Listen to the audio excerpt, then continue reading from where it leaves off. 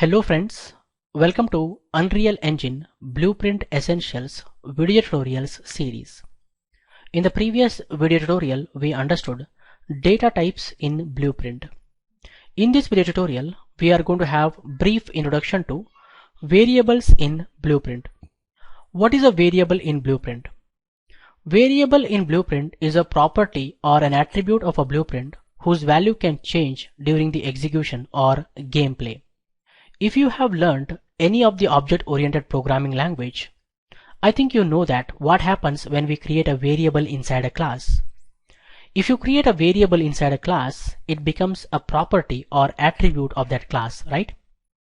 Same thing happens here also. If you create a variable inside a blueprint, it becomes a property or attribute of that blueprint, whose value you can change during the execution or gameplay, guys.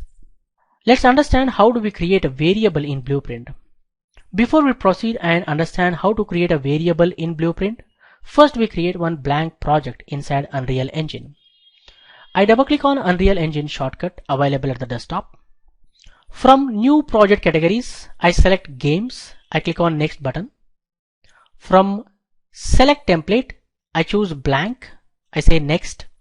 From project settings, we go with the default settings and then I give here the project name.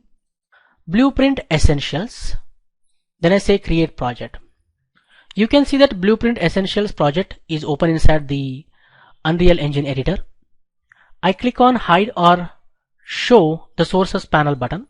Here we have the content folder, which is the root folder for our contents. I right click here and say new folder. I name it Blueprints. Inside the Blueprints folder, we put our blueprints, guys. Okay, let's understand how do we create a variable in Blueprint. First, we create a blueprint and open it. I right click on Blueprints folder. I go to add or import content, click on Blueprint class, and we pick the parent class actor. We name it BP underscore player controller. Let's assume we are using this blueprint to control the player. Okay. I hit enter. You can see that BP underscore player controller blueprint class is created, guys. I double click to open it inside the blueprint editor. Next, what I do, I'm going to add the graphics element to this blueprint. I go to add component and choose cube. Let's assume cube is the player in our game. Okay. So the graphics element of this blueprint is the cube. Okay. Next, I go to event graph tab. You can use the mouse wheel to zoom in and zoom out of the event graph, and you can hold down the right mouse button to navigate around the event graph, guys. We are in the event graph at present. We have created the blueprint, we opened it, and we are in the event graph tab. We go to my blueprint window, go to variable section, click on the plus variable button, and then we enter the variable name. Okay. Here we have the my blueprint window. It is displaying the event graph. It is displaying the list of events that we are using in this event graph. Here we have the event begin play, event actor begin overlap, event tick. I'm going to delete the event tick event. I delete the event actor begin overlap also. And now it is displaying only event begin play, right? Let me zoom in and navigate around. Okay. It also displays the list of functions, list of macros, list of variables, etc., etc.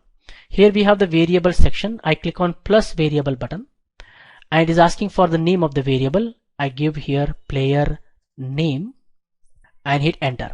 That's how you create a variable, guys. If you select the variable, on the right hand side we have details panel. In that we can see list of parameters for the variable. Let me go and understand list of variable parameters. First parameter we have is the variable name. Variable name parameter allows us to set name for the variable or name of the variable. Here we have variable name parameter which allows us to set the name for the variable or change the name of the variable, guys. If you want from player name, you can change it to player score. Like if I say here player score, hit enter, you can see that the variable name is changed to player score, right? Let me set it back to player name. I say here player name, hit enter. You see name of the variable is changed to player name, right? That's how you can change the name of the variable or set the name of the variable, guys. Next we have a variable type, which allows us to set the data type of the variable. It also allows us to set whether the variable is single variable, an array, a set, or a map, guys. Let me go back here. Here we have the variable type parameter. If I click on the drop down, I can choose the data type of the variable. I select here string. Player name will be of type string, and string means we know that sequence of alphanumeric characters is considered as string, right? You can see beside the drop down we have a capsule symbol. If I click on it, it allows us to set whether this variable is a single variable, an array, a set, or map. In the upcoming video tutorials, we are going to understand arrays, set, map, etc. At present, our player name will be a single variable, so we choose the capsule symbol. Next, we have instance editable parameter. Instance editable parameter allows us to set whether the variable is publicly editable on instances of the blueprint. Whether this variable is publicly editable on instances of the blueprint, guys. Let me minimize it. If you create a blueprint class, you can create n number of instances of it, guys. You can create n number of instances of it. And how do we create an instance of a blueprint? Let me explain that. I compile it and save it. I minimize it. To create an instance, I just need to drag and drop the blueprint class inside the viewport or the scene, guys. So that's the instance of player controller, guys. That's how you create an instance. You can create n number of instances. If I drag it, it creates one more instance. Understanding? Let me delete this instance. Okay, I select this instance. Okay. Now, if you see in the details panel, there is no player name visible here. There is no player name variable exposed. If I go here and say instance editable checked, okay, compile it and save it. I minimize it. You see now the player name is exposed here or visible here on the instance, right? If you select the instance, player name variable is available. If I go back and uncheck the instance editable, compile and save and minimize it, now the player name is not visible. Now the player name is not visible. Player name variable is not visible here. So that's what the functionality of instance editable. Whether this variable is publicly editable on instances of this blueprint. That's what it allows us to set. Next we have blueprint read only. Blueprint read only parameter allows us to set whether the variable is read only variable or not. That means it allows us to set whether the player name is read only variable or not. Let me explain it more clearly. If I drag the player name variable to event graph, it allows us to create get node as well as set node for the player name. That means we can get the value of the player name as well as we can set the value for the player name variable. Let me select here get player name and I delete this node. Okay. Let me select the player name variable and check blueprint read only. If I check blueprint read only, what happens? Our variable becomes read only variable. That means we cannot set the value to the variable. We can only get the value of the variable. If I drag the player name, it only allows us to create the get node, right? Set node is disabled. We can only get the player name value. We cannot set the value to the player name variable, guys. So that's the functionality of blueprint read only parameter. If I uncheck it and drag, I can get as well as set, right? So that's the functionality of blueprint read only parameter. So if you want to make your variable read only variable, then you check it, guys. Next we have tooltip parameter. Tooltip parameter allows us to set extra information about the variable, which is shown when the cursor is over the variable name in the editor. I go back here and let me set the tooltip for the player name. I just say here it's player name. I hit enter. Now what happens when you move the cursor over the variable, it is showing the tooltip, its player name, right? Let me make it instance editable, compile it and save it. I minimize it. I have selected the instance, you can see that, and here we have the player name. If I move the mouse over the player name variable, it displays that tooltip, its player name, right? So if you want to set the tooltip for the variable, you will be using this parameter, guys. And if I delete this and uncheck instance editable, compile and save, if I move the mouse over the player name variable, it just displays the data type of that variable, guys. Understanding? So if you want to set the tooltip for the variable, you will be using this text box. Next we have expose on spawn parameter. Expose on spawn parameter allows us to set while spawning the blueprint whether the variable be exposed as a pin or not. That means dynamically, if you are creating the instance of the blueprint, whether this variable is exposed as a pin on the node or not. That's what the functionality of expose on spawn, guys. We'll talk about it later. Next we have private parameter. Private parameter allows us to set whether the variable is a private variable or public variable. That means if you want to create a variable of type private, then you check it. If you make it private, what happens? Should this variable be private, that means derived blueprints cannot modify it. If you create a variable as a private variable, that means that variable is accessible only in the blueprint, guys, only in this blueprint. If you make it public, that means the variable can be accessed within other blueprints also. If you want to make a variable accessible in other blueprints, then you should keep it as public. If you make it private, that means that variable is accessible only in the blueprint in which it is created. Understanding? So let me make it public and I say instance editable, uncheck, compile and save. I hope you understood what is the meaning of private parameter. Next we have so many parameters here, expose on cinematic, category, etc, etc. We'll talk about these parameters later in the upcoming video tutorials. So at present we are only talking about some of the essential, most commonly used parameters, guys. I hope you understood these parameters. So remember, variable name parameter allows you to set the variable name or change the variable name. Variable type allows you to set the data type for the variable. It also allows you to set whether this variable is a single variable, an array, set or map. Instance editable allows you to set whether this variable is publicly editable on the instances of the blueprint. Blueprint read only allows you to set whether this variable is a read only variable or not. Next, tooltip parameter allows you to set the tooltip for the variable, and private variable allows you to set whether this variable is a private variable or public variable, guys.